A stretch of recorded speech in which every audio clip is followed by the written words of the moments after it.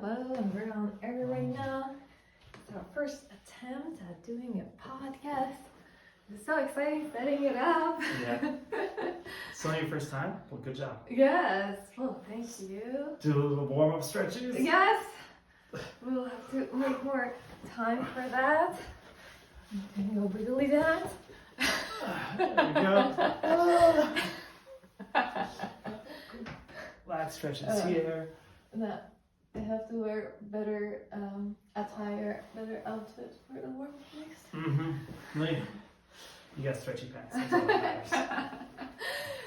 Alright, well, let's get started. I think I'll start by introducing myself briefly.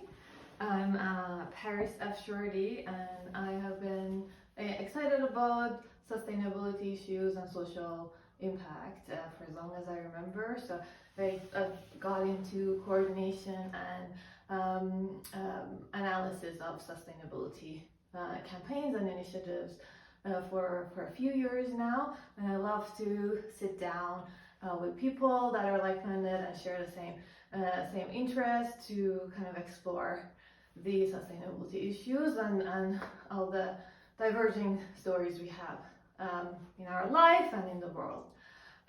So would you like to tell something about yourself? Sure, yeah. My name is Tim Lipp, and I am a writer, a financial company or operator, and a product manager. So I wear a couple different hats and sit on some nonprofit boards, but writing is kind of what grounds me, whether that be poetry or a newsletter I write from time to time. Lovely, and I've been following your newsletter for a few months, and I really like to hear more about it myself, but do you want to, I guess, kind of tell us how you got into thinking about like writing the newsletter? There's a lot of things out there right now. What got you interested in that? I know you mentioned writing. Yeah. What are the topics that you write about? My first career was working as a language researcher in Nepal. Not sure how much we've talked about that in the past, but that was my first career. And what we did there was we went into a remote indigenous community, built a map of the community's language, and created an understanding of where their language boundaries were, whether or not their language was disappearing, and how it could be best rescued as both a language and a culture. Because a lot of evidence has shown that if you give kids the capacity to learn in their own mother tongue, their capacity to succeed at school goes up tenfold. So if you hear a lot of stats of kids in developing nations dropping out of schools at grade 5, a big part of that is because they were forced to learn how to read and write in the national language, which wasn't necessarily a language that they spoke at home. And to help address that, you need to build a map of where the language is. And that was my first career. That gave me a sense of the world that was both kind of big social, but also understanding how the human brain can only process so much information. Kids can only learn to read and write in their own language effectively because it's too complex a problem to map words, the skill of reading, to a language you don't hear at home. And that was kind of my foundation.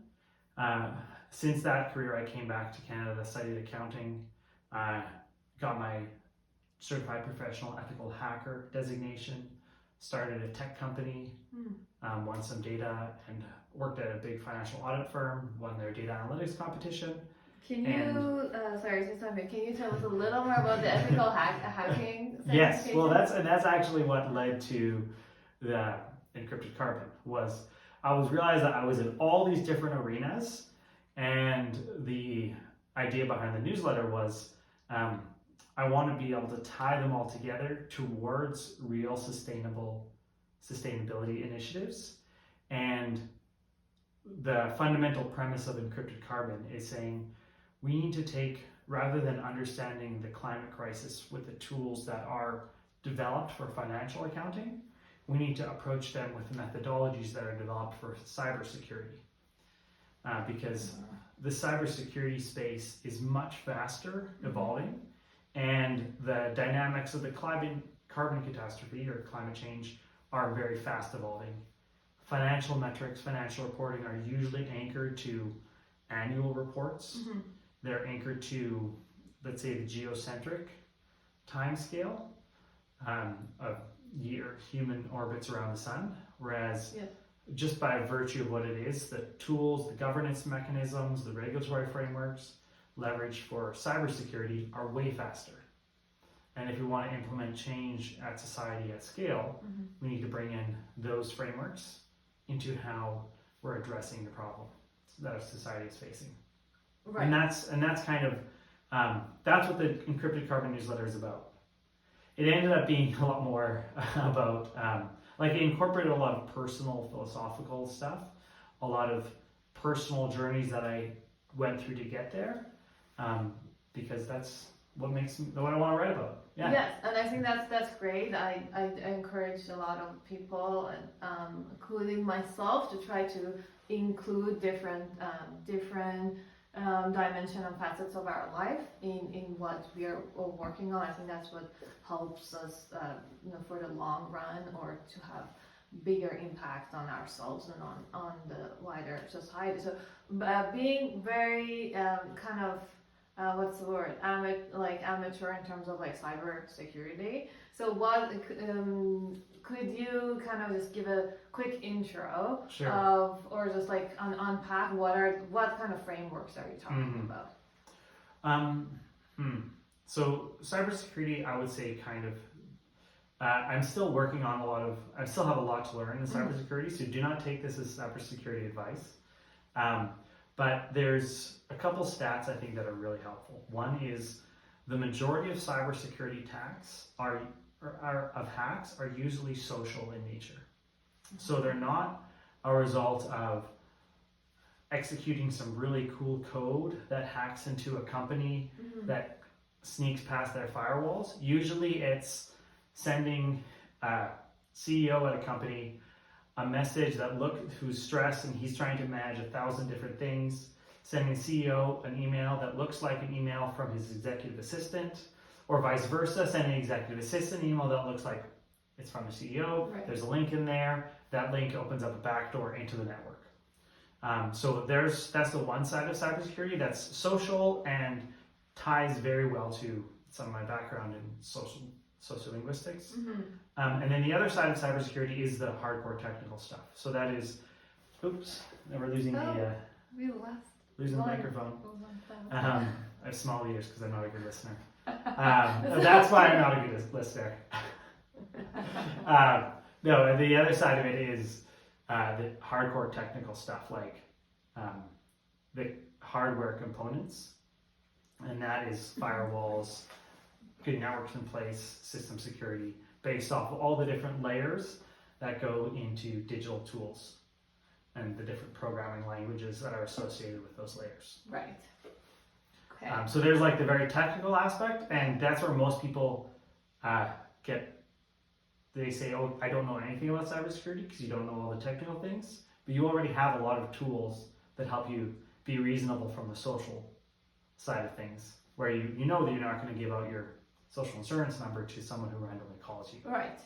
So how does this tie into the other issues that you've been writing about? How does it tie into climate change, say? For me, I fundamentally bring everything down to cycles of information feedback. What's incredible about life is that it creates more cycles of diverse cooperation and collaboration exponentially over time. Since humans first came on the earth 4 billion, or life first emerged, however many billion years ago, it's gotten more complex in terms of those cycles and more rich and diverse of those cycles. The danger with climate change is that it'll decrease that capacity for complex, rich cycles to emerge in more diverse ways. And how that ties into cybersecurity is fundamentally about mapping the risks of breaking cycles, or the risks to an organization of their information cycles being exposed outside of the organization. Okay. So I think, like many of the listeners, kind of slowly understanding it. It's like thinking you don't even a few seconds to Right. to digest what you just said. And if you feel like I'm leading you in circles, that's good because we're talking about cycles. All of both cycles. That's what I was Yeah. about No, I love it. And it is a bit circular reasoning, but circles are, I very love practical. all things circular. Yeah. Big fan of circular economy. Yeah. And can't get enough of how that translates to the general worldview that Mhm. we want to be at, as opposed to linear and whatnot. Yeah. And that's where, I think, I'm not really saying anything new that people haven't said. I'm just like trying to focus and simplify it onto a shared language we can use to talk about a wide range of topics, and then align individuals and teams and organizations towards solutions. That's great. And then, excuse me, I'm losing my voice here. I think in the last, it was the last article that you started having a list of all the underpinnings, if I'm right, or let me know if I'm wrong, if I'm mistaken, of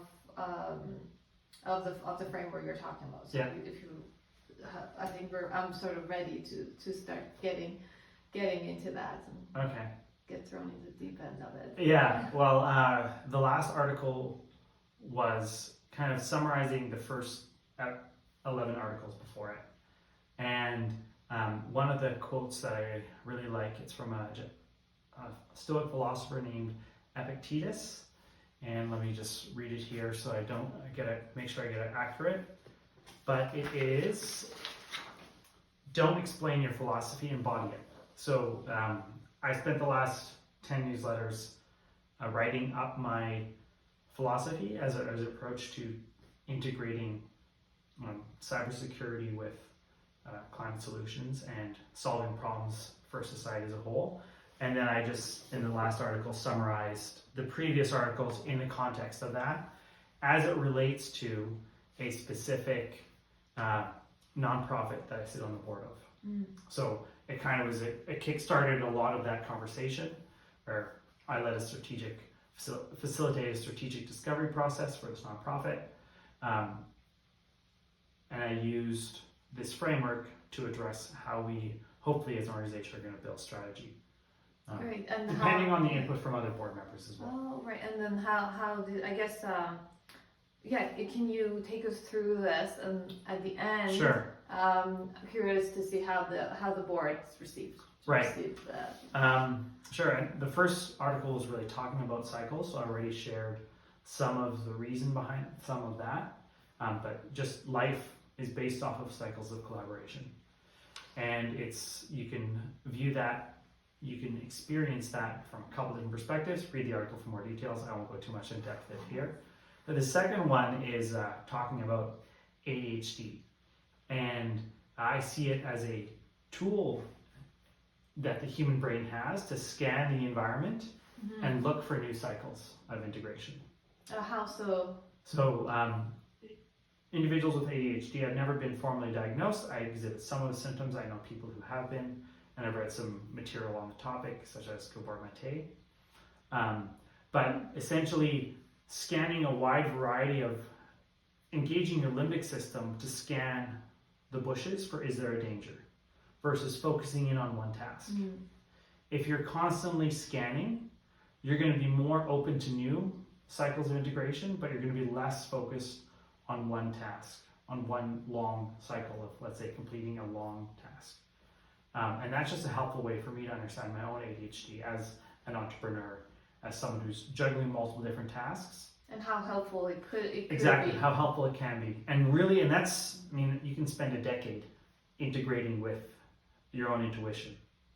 And maybe the reason why so many people experience ADHD is they haven't been given the slow enough pace of life to integrate with their own intuition. But that is something. I've spoken about that with my neuroscientist friends, and they say it seems to be on point. But I was going to say, I think that's a whole podcast on Yeah. its own to to kind of unwrap and talk about it. Mm-hmm. Generally neurodivergence, but then ADHD on its own. I think like tying it into intuition, it's just sort of like one big another level. It takes it to another level. Right. Yes, but from my experience of working with intelligent, intelligent and intuitive and very capable people who have had ADHD, there's just a lot that they could contribute if they have the right the setting that they need, or the right kind of job they need. Yeah. I'll stop there because that very will it's take us a whole different. It's very ADHD to get dead. Look over. It's not. I want to say. Like, I love it. We may just label it ADHD, but it is very.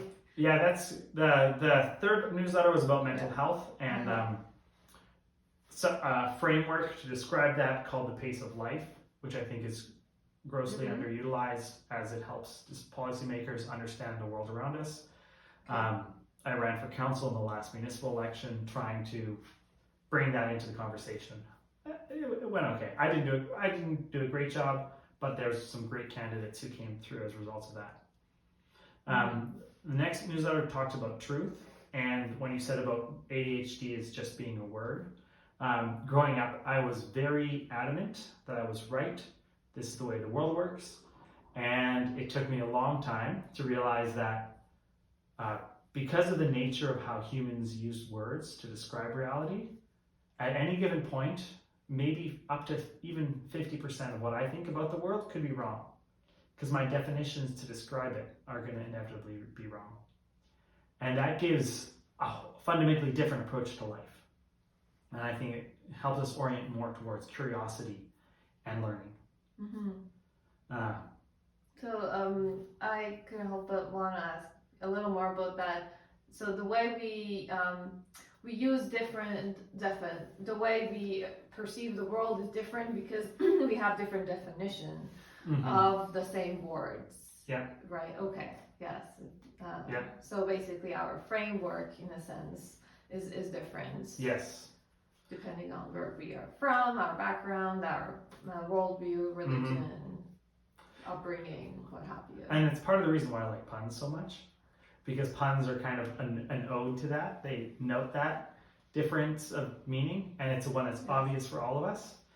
And puns have an interesting connection to colonialism, where the language, from my understanding, English has the most puns because it is the most colonial language.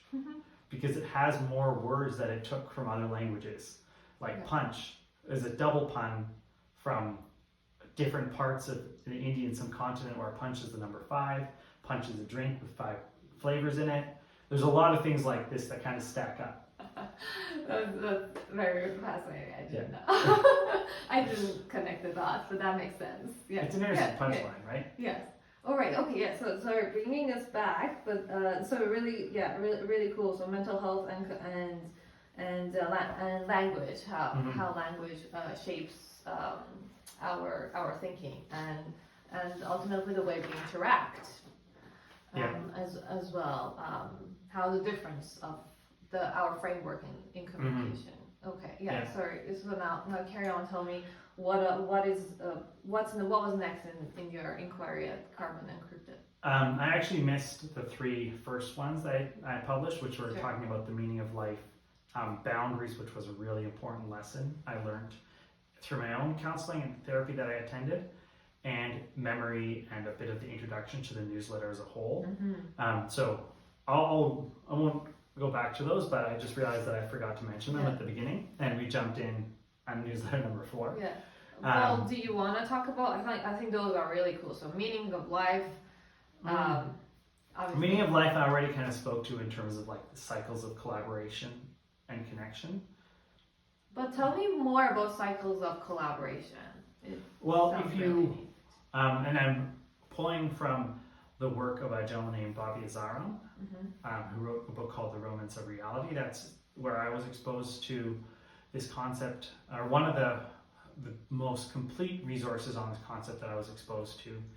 And it looks at how life as a thing in the universe acts to dissipate energy from high energy states to low energy states. It's why planet Earth is in what's called the Goldilocks zone of our solar system, where heat from the sun and cold from space. It's just in that perfect window of where there's a high level of energy differential and life hacks, as it were, the second law of thermodynamics, which says that life energy goes from a state of high energy to low energy. Life as a thing hacks that by facilitating patterns of collaborative energy dissipation. A cell is a very simple collaborative energy dissipation mechanism. A living organism like you or me, or a blue whale, is a very complex dissipative energy mechanism. That's a mouthful. I love it. Damn. It's nerdy, and I like nerdy things. So that's kind of the meaning of life. Woo! But you have to realize this all, I'm talking about that in words. Maybe the meaning of life can't be embodied by words. Maybe it's embodied by a dance party, by music, better than it is embodied by words, which is what human culture has shown time and time again. So it seems like the newsletter, it's very philosophical in nature, and do you get into sort of like more day-to-day examples of how it translates into the day-to-day life, how these philosophies that you're explaining, or the theories? Sure. One that I'm hoping to build this into a program, self-defined by partners to do that, maybe work with some organizations that I'm part of, is teaching, creating programs in schools that start off with a fundamental practice of, okay, feel your pulse right now.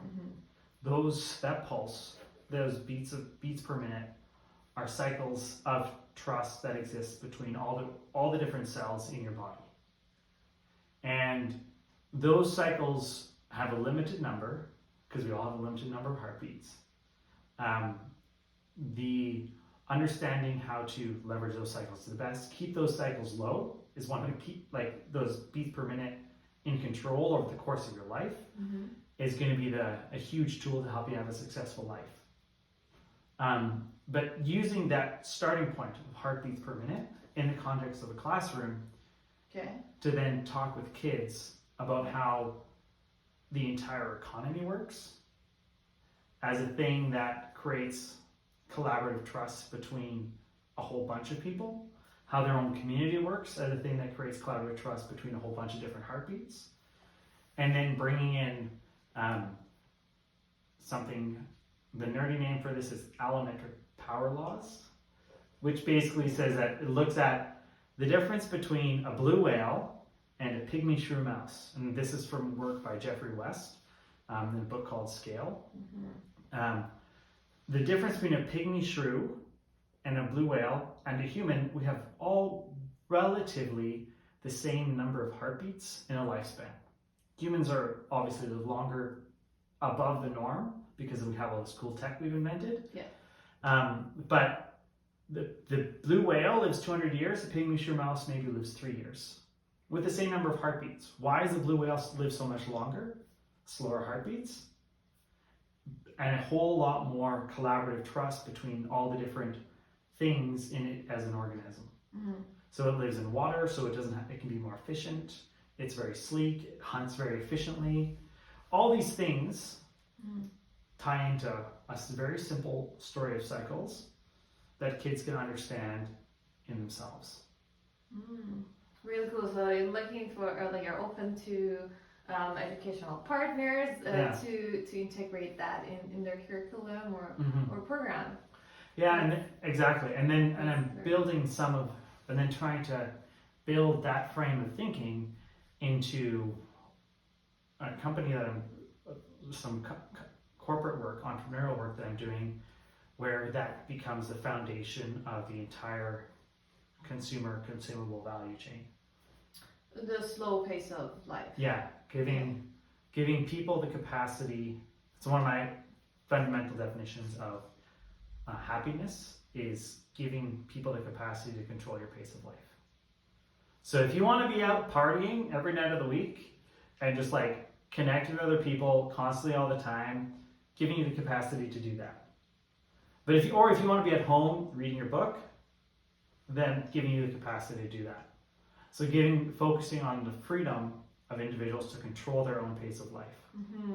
This is really neat. I can't help but to just like make a comment, because what I've been thinking of with a couple of my, I guess, co-conspirators, is how we could have our own pace of life, the way it's meaningful to us, but have livelihoods that helps us, that sustain that lifestyle. Right.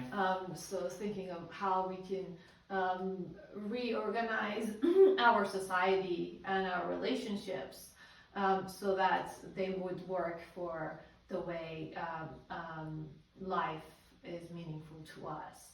So I find like that there's this like parallel, or there's this buildup of like what you're interested in. So really cool. So meaning of life. Yeah, and I think there is currently an economy. There is something that kind of approximates that. Interest rates, in many respects, they're a percentage of growth. In trying to map how the economy grows over time is a part of what interest rates are connected to.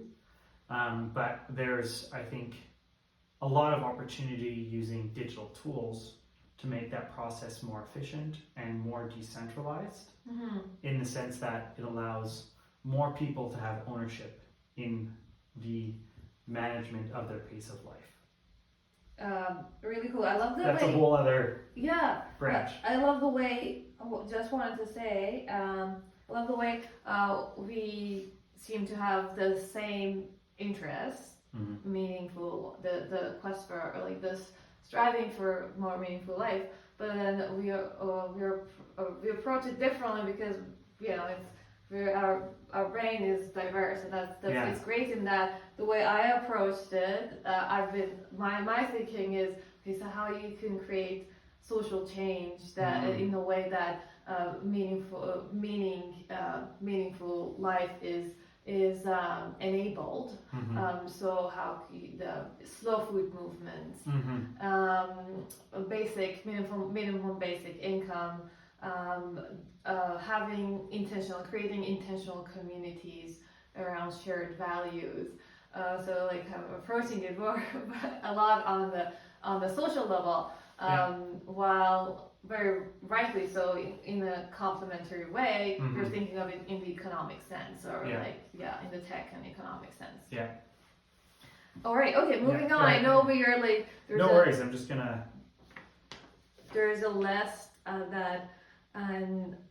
the things that you've mentioned so far, and I think we have time for a few of them, and we could cover the rest next time. I think depth is more important than. Okay. Do you want to dig into other things, or do you want to? I think we want to do a couple more. Okay. I just got a call I had to quickly end. That is no worries. Actually, while we're at it, you can always cut it out. You have a. I want to make sure if you're doing well on the recording. Yes. So half an hour.